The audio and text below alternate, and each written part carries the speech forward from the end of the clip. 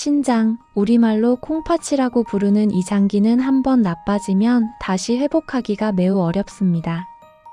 심장이나 간은 어느 정도 회복력이 있지만 신장은 한번 손상된 조직이 재생되지 않기 때문입니다.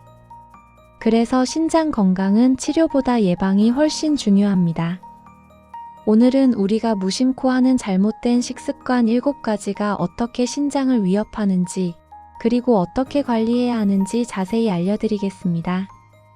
끝까지 시청하시면 신장을 지키는 구체적인 방법을 알 수 있으니 구독과 좋아요, 알림 설정까지 부탁드립니다. 먼저 신장이 하는 일을 간단히 알아보겠습니다.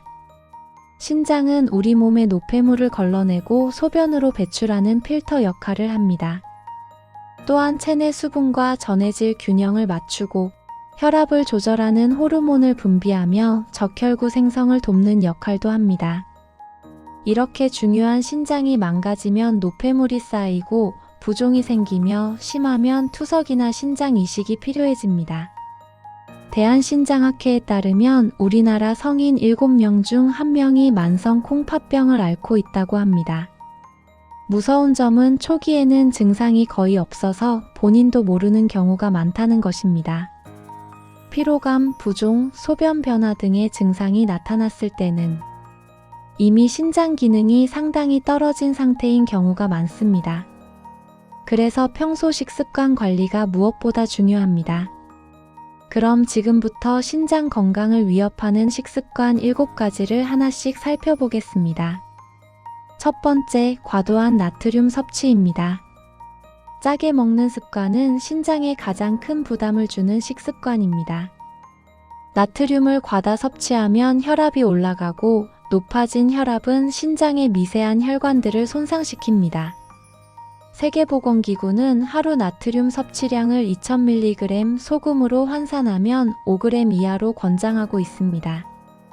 하지만 한국인의 평균 나트륨 섭취량은 이 권장량의 2배가 넘습니다. 특히 주의할 점은 국물 요리입니다. 찌개나 국 한 그릇에 나트륨이 2000mg 이상 들어있는 경우가 많습니다. 라면 한 봉지에는 약 1800mg의 나트륨이 들어있어요.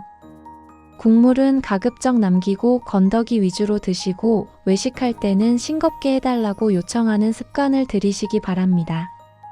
두 번째, 단백질 과다 섭취입니다. 요즘 건강을 위해 고단백 식단을 하시는 분들이 많습니다. 하지만 단백질을 과도하게 섭취하면 신장에 무리가 갈 수 있습니다. 단백질이 분해될 때 요소라는 노폐물이 생성되는데 이 노폐물은 신장이 걸러내야 합니다. 단백질을 너무 많이 먹으면 신장의 여과 작업량이 늘어나면서 부담이 커지는 것입니다. 서울대병원 연구에 따르면 단백질 보충제를 과다 섭취해 근육을 과도하게 늘린 사람의 경우 신장에 무리가 갈 수 있다고 합니다. 건강한 성인의 경우 체중 1kg당 0.8g에서 1g 정도의 단백질이 적정량입니다. 체중이 70kg인 성인이라면 하루 56g에서 70g 정도가 적당합니다. 닭가슴살 한 덩이가 약 30g의 단백질을 함유하고 있으니 참고하시기 바랍니다. 세 번째, 수분 섭취 부족입니다. 물을 충분히 마시지 않으면 소변이 농축되고 이렇게 농축된 소변은 신장 결석의 원인이 됩니다. 신장 결석은 극심한 통증을 유발할 뿐만 아니라 신장 기능을 떨어뜨리는 원인이 됩니다. 또한 탈수 상태가 지속되면 신장으로 가는 혈류량이 줄어들어 신장 조직이 손상될 수 있습니다. 하루에 적어도 1.5리터에서 2리터 정도의 물을 마시는 것이 좋습니다. 다만 이미 신장 기능이 떨어진 분들 중 부종이 있거나 소변량이 줄어든 경우에는 수분 섭취를 제한해야 할 수도 있으니 이런 경우에는 담당 의사와 상담하시기 바랍니다.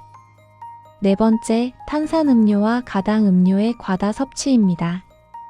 콜라나 사이다 같은 탄산음료에는 인산이 들어있습니다. 인산은 칼슘 대사에 영향을 줘서 신장 결석 위험을 높입니다. 한 연구에 따르면 신장 결석 환자가 탄산음료를 끊을 경우 재발 위험이 15% 감소했다고 합니다. 또한 탄산음료에 들어있는 과당은 요산 수치를 높여 통풍과 신장 손상의 위험을 증가시킵니다. 설탕이 많이 들어간 음료를 자주 마시면 비만과 당뇨로 이어지고 이는 결국 신장 건강을 위협합니다. 갈증이 날 때는 탄산음료 대신 물이나 보리차를 마시는 습관을 들이시기 바랍니다. 5번째, 가공식품과 인스턴트 식품의 잦은 섭취입니다. 햄, 소시지, 베이컨 같은 가공육과 라면, 냉동식품 같은 인스턴트 식품에는 나트륨뿐만 아니라 인산염이 많이 들어 있습니다. 인산염은 신장 기능이 떨어진 사람에게 특히 위험합니다. 신장이 인을 제대로 배출하지 못하면 혈중 인 수치가 높아지고 이는 혈관 석회화와 심혈관 질환의 원인이 됩니다. 가공식품을 구매할 때는 영양 성분표를 확인하고 가급적 나트륨과 인 함량이 낮은 제품을 선택하시기 바랍니다. 가능하면 직접 요리해서 드시는 것이 신장 건강에 훨씬 좋습니다. 6번째, 진통제와 소염제의 습관적 복용입니다. 음식은 아니지만 신장 건강과 밀접한 관련이 있어서 함께 말씀드립니다. 이부프로펜, 나프록센 같은 비스테로이드성 소염 진통제를 습관적으로 복용하면 신장에 무리를 줄 수 있습니다. 이런 약물들은 신장의 혈류량을 감소시켜 신장 기능을 떨어뜨릴 수 있습니다. 두통이나 근육통이 있을 때 진통제를 드시는 분들이 많은데 장기간 복용하거나 권장량을 초과해서 드시면 신장에 독이 될 수 있습니다.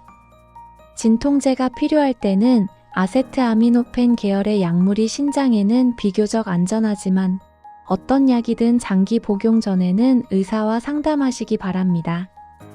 7번째, 칼륨이 많은 음식의 과다 섭취입니다. 일반인에게 칼륨은 혈압을 낮추고 건강에 좋은 영양소입니다. 하지만 이미 신장 기능이 떨어진 분들에게는 상황이 다릅니다. 신장이 칼륨을 제대로 배출하지 못하면 혈중 칼륨 수치가 높아지는 고칼륨혈증이 발생할 수 있습니다.